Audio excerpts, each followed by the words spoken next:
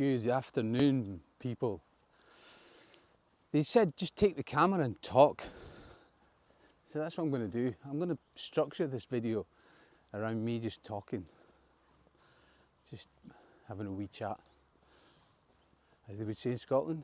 I'm going to start with a saying from Rabbie Burns, famous Scottish poet. It was Burns night a couple of weeks ago, or last week. Oh, the gift God would give us to see others the way we see us. Which basically means, isn't it good to be able to see ourselves how others see us? So I thought I'd base this video around that phrase, about how us Brits are seen in Europe, or in Italy, or in Spain for that fact as well, because I've lived in Spain, like you know. How are we seen? How is the British population seen in Italy? Is it positive? Is it negative? Well, there's always positives and negatives, aren't there, in everything. So what is it that they think about us? I see loads of videos on YouTube recently about Brits who post from countries abroad, Spain, other countries. And the general vibe of their videos, negativity to the UK. It's crap, it's corrupt, it's costly, any other negative adjectives you can think beginning with C. And I started to think, I thought, well, what is it that these people, you know, why do they have it in for the UK so much, you know? I mean, what they're doing is they're taking what they complain about, which is the rise of living standards, high taxes, corruption. What they're doing is they're taking themselves to another place and bringing exactly that. Because if you take yourself and you go to a lower income country and you just take your money, then you're adding to the misery of those people, because you're going to cause inflation. You're going to put house prices up. And are you really solving the problem? Or the problem? You know, I think all human beings, we're fundamentally the same, biologically and chemically. We're the same. There's a good book about that written by Jordan Peterson, 12 Rules of Life. I watched loads of his videos as well on YouTube. Fundamentally, we're the same. So is going abroad going to solve a lot of problems? Don't get me wrong here, I don't think it's a bad move to make. I made the same move 20 years ago. But my reasons were fundamentally different. I mean, I didn't leave the UK because I thought it was crap. I left the UK just to try and find something new, to try and do something different. A lot of these things that are in the UK now, high living costs, inflation, they're the same everywhere in Europe. In Italy here, the Italians got done over when the euro came in. Basically, in the matter of days, things doubled in price because the exchange rate was 2,000 lira to €1. So things that cost, for example, 5,000 lira, instead of costing €2.50, they just cost €5. So steadily for 20 years now, the Italian economy has been, it's not been growing.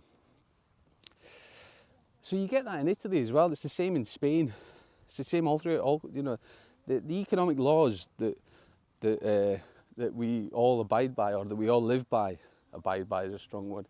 The economic laws that are forced upon us, that exist everywhere. My personal view is that I think that the UK, ever since, you know, its empirical past, or the Commonwealth, it's been on a downhill decline since then. Gradual, you know, not a very steep downhill decline, but it's been on a decline since then. I still think that it's a good country to live in. Obviously there's people who live on the poverty line, like there is everywhere. Have you ever heard of the saying mil euristas? Or people who earn €1,000 in Italy and Spain? It's filled with them. And if it wasn't because the family is a close-knit thing here, or communities and families work well, there'd be food banks in Spain and Italy as well. So these so-called people who search for pastures new, are just taking the money and adding to the misery of the local people. I think you should strive to find something different. And I don't have anything, don't get me wrong, I don't have anything against people who say, I'm going to take my money, I'm going to take my pension money and go and live in Spain. But I think that instead of the reason being that you want to go is because you hate the UK, it should be more positive. You should aspire to do something. So anyway, that's what I said. 20 years ago, I aspired to do something different here. And I did. I integrated into the Italian culture. I still know people that I'm sure they don't know where I'm from. I speak the language. I speak it badly as well. My kids still take the mickey out of me sometimes for some words that I pronounce wrong. But I integrated it was an ambitious move, which I think a move should be. It shouldn't be a negative move because you leave because you want to, because of high inflation, because of the cost of living and all this. I think that is for the wrong reason. You're just going to add to the high inflation and the high cost of living to the local people wherever you go. So, positives, passions. I talked about football in another video the other day. Another passion I have is music. I can play guitar. I'm crap though. I used to be able to read music. When I was at school in Scotland, I learned how to read music, but I totally forgot about it. So I like music a lot. My mum was a huge Beatles fan.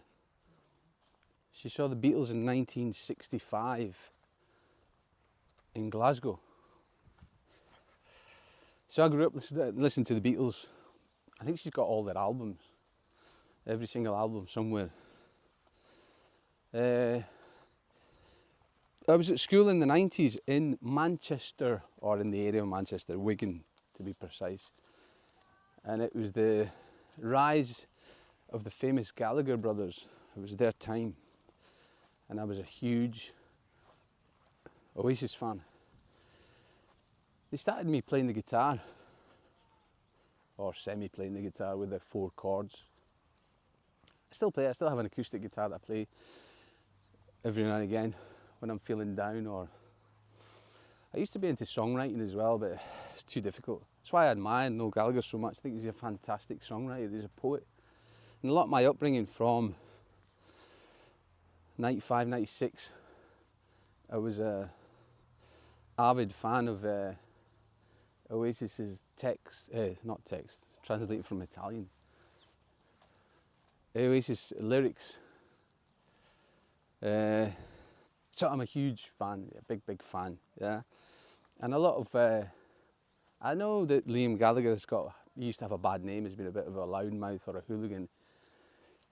But I'm more a fan of Noel Gallagher, his writing technique and his melodies. He's a proper melody maker. And a lot of what they were proclaiming to be is a lot of what I admired. You know, just, I think a lot of their music, or a lot of them is you know, don't let crap get you down. I think they had a bad upbringing, didn't they? I think the father was a bit of an alcoholic. A lot of their music was uplifting, energetic. Give yourself a passion, be positive, do stuff. Don't moan about anything. You know, moaning's no good. And it was certainly the theme track to the soundtrack to my life for the years, my teen years and going into my 20s. And it was a lot of what they wrote, and a lot of what Noel Gallagher wrote gave me sort of the up and go attitude to do stuff and be positive. So going back to the discussion I said before, that YouTube's filled with videos who are just complaining about the state of affairs in the UK. And don't get me wrong, I think that the situation is worse in the UK than it is here. But I don't think it's a premise to do stuff. You need to have a passion. You need to. When you go somewhere, you need to have a passion. You need to say, all right, okay, I want to go somewhere, but I want to contribute to making that place better. It used to be that they used to think that when you took your, if you take your money somewhere, it's good. But I don't think that stands anymore. It's more complicated than that. I think there's a huge exodus of people leaving, especially the UK and America. thinking that taking their money is just going to solve problems, whereas really they're just trying to solve their own issues, mental issues. I'll tell you something else that I think is strange. I think it's funny how people from the UK can go and say, I'm going to live in a country without even thinking of learning the language. Can you imagine people in continental Europe did that, came to the UK without even thinking of learning English? You know, they just presumed that because everyone spoke their language that they wouldn't have to learn anything. Again, don't get me wrong, I think there's loads of people who learn language as well. But I get the feeling that this sort of, there's a sort of, going back to the question that I started the video on, how do they see us Brits? They see us Brits in a good way and a bad way. In a bad way, I would definitely think that we're seen as having a superiority complex. We think that we're above everyone else, naturally. Because everyone speaks our language, everyone should think the way we should think. And I can get that. 20 years ago, before I moved here, I wouldn't have been able to get that. I'd be like, no, it's not true. We don't think we're above everyone else. But I can get it. Even the famous Gallagher brothers proclaiming that they were the best band in the world, which they probably were, don't get me wrong. But just the fact that you could proclaim that gives you a bit of, you know, how do you know that you're the best band in Peru or you're the best band in India? You've never even been to those countries. You don't even know how those people live, how they think. Or are you just basing yourself on some statistics that someone's made up for you to make you think that you are the best band in the world? So, that's point number one, superiority complex. We're seen as well as being a nation of people who do things the correct way. You know, we're in the southern Europe, I think, has a problem with corruption complexes. They think that everyone is corrupt, and those are there's two words that I think are seen very different in the UK than they are in Italy. One is trust, the other one is change. People in general here in Italy don't trust each other. No one trusts each other here. Now, trust is very important for business, for the economy to go around. People need to trust each other. No one trusts each other. So I think that we're seen, or the Brits are seen in these countries as countries that trust each. You know, the trust is common within our society, which is true. You know, going back to what I said before, every human being, biologically and chemically, are very similar. So, example, how we see the government in Britain, there's a sort of common, or there used to be, maybe it's changed now, a common way of thinking that our government's not corrupt. How can we be corrupt? We follow the rules. Whereas in Italy and in Spain, in southern Europe, and I presume as well in Eastern Europe and other countries on continental Europe, people see the government as being corrupt. Whereas if you look at it and analyse it, one is just as corrupt as the other. Okay, you have the few oddballs who are more corrupt, but in general, they're just as corrupt as the others. So we have this sort of trust mirror in the UK, where we trust each other to say that we're not corrupt. I remember when I moved here as well, I always thought that here, in the UK you're guilty, in the UK you're not guilty, in the UK you're innocent until proven guilty. Whereas here in society they always thought, or people think that you're guilty until proven innocent. Maybe that's a good way of thinking about it. So trust is something that's seen very different here. So that's a positive. You know, they see the UK as a very trustworthy society. That's the word I was trying to get out. Where things are done correctly, there's no nepotism, there's no hardly any corruption, things are done properly, which on face value is probably true everywhere if you see things more positively than negatively. Another word that I used before is change. The rate of change in continental Europe is a lot slower than it is in the UK. People are more scared of change here. Don't know why it is.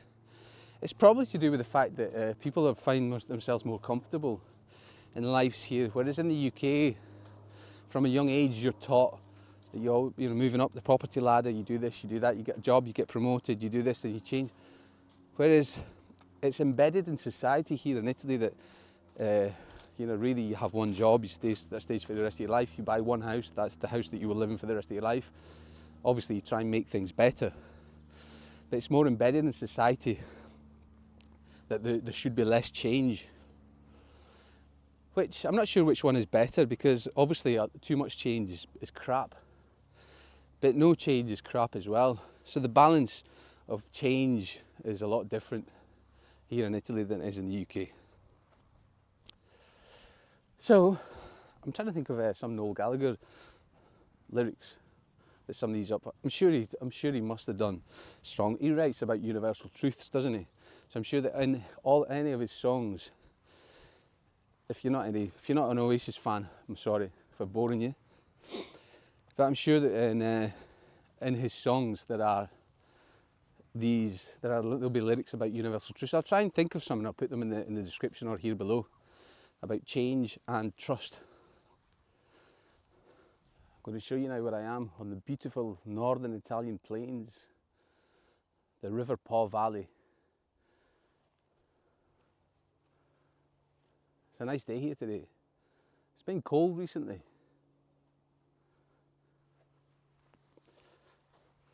So, that's how we're seen abroad, good and bad. Another thing as well that I've never done here, I've never joined any expat groups, apart from the fact that there was none. So I didn't join any because there was none. But I've never felt the need to sort of, go to these expat groups. Ryanair's for that. Now you can get a cheap flight back. It's probably cheaper to fly back every now and again when you want to see people from your own culture than go to bloody expat communities. Are they the ruin of the country you're in, expat communities? So yeah, trustworthiness. I think that's a positive. So, guys, that's my take on how us Brits are seen abroad. I probably missed something. But yeah, I just thought I'd have a little chat with you. Show you what it's like. If you're ever thinking of coming to Italy, if you've ever been to Italy, let me know in the comments. If you're thinking of living here. Soak up the culture first. Come here for a couple of weeks. See what it's like. You'd be surprised. Some things are very different. But having said that, I can only remember the thoughts I had 20 odd years ago, because I'm so in the bubble now, where it's like you're in the bubble. Like each society is a big bubble. One of my work colleagues said a good thing that I thought is true. He said it a couple of years ago. He's lived in China and America and everywhere. He said that each society, each country, it's like they've got their own program in their head. It's like their own software, a different software program is in their head. I like to look at it as a bubble. So we're all in a bubble. And because I'm in the Italian bubble now, I find it hard to see these things because they just seem normal to me. One of the things I do remember as well, let's see if this comes out on camera, let's see if I can explain it. When I moved here, and I remember watching the news, and they were talking about a crime that had been committed or something. I can't remember what it was. But I remember that one person got interviewed on the news, and he said that he had information, he knew who had done it, or he was... And the journalists were just interviewing him, saying, okay, that's not... I remember thinking, you can't say that on the news. You have to go to the police. You know, just like a strange way of thinking. And that's when I realised that it was one of those moments. Remember, you know when you have one of those moments? I realised, wow, people definitely have got a different computer in their brain here, or a different software in their brain.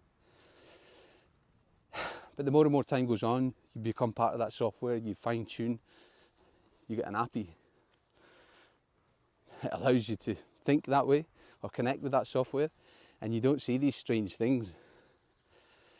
But there's there's different strange things, different ways of doing things. So with that, I would say that if you want to come and live abroad, be aware that it's very different.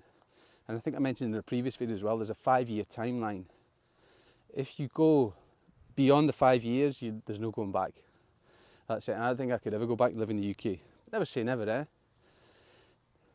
Not because I think the UK is crap and it's the standard of living is gone through the roof, high inflation, high taxes. Not because of that, but just because I've gone through that 5-year barrier here. I've integrated into society here, and I'm perfectly comfortable with the way things are, the negatives and the positives. So yeah, I don't think I could ever go back and live in the UK.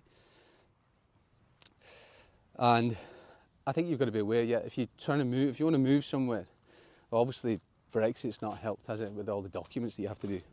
That was a load of crap, wasn't it? But over and above the documents, I think they're just a part. The bureaucracy is just a part of the way of living here. What was it? Again, I read a piece years ago that I thought was good. I think it was in The Economist. I used to read that magazine. It said that rules and regulations float in a sea of commercial, biological and chemical interactions that people have, not the opposite way around. So the interactions, not reactions, the interactions we have with people in a commercial, or biological, or chemical way are not floating on a sea of regulations and laws. It's the other way around. So the most important thing is the interactions you have with people, seeing how things are, seeing the way things work. So there's a lot of bureaucracy here, but that's just part and parcel of being. That's probably why change is slower here, because it takes so long to do everything. Which in a way I'm happy about, because once you've settled yourself here, you've settled down mentally here, happiness comes from within. And I'm glad there's bureaucracy here now, because it means that there's less change, and I don't want change. I want change, but I want the rate to be determined by me, not by someone else. So, wrapping up, just gabbled on about crap here. Don't even think I'm going to post this video, because I don't know what I've said. Who's happy that Oasis are back? Anyone got tickets? I refuse to pay all that money to go and see them, just so I can fill their pockets. It'd be good to go and see them though. I think if I got offered a ticket, I'd probably pay the money and go. I mean, I wouldn't pay stupid money. Because, they're back together. I've seen them 3 times. But I was at Main Road. I went to Main Road. I went to Earl's Court as well, and I've seen them in Italy. I had tickets for Nebworth, but I was in Spain and I didn't go. So, I'll post some Noel Gallagher lyrics that talk about change and trust, the universal truths. So people, remember, if you want to move to another country, think twice. Make sure you're going for a positive, not for a negative. Ciao for now, folks. See you in the next video.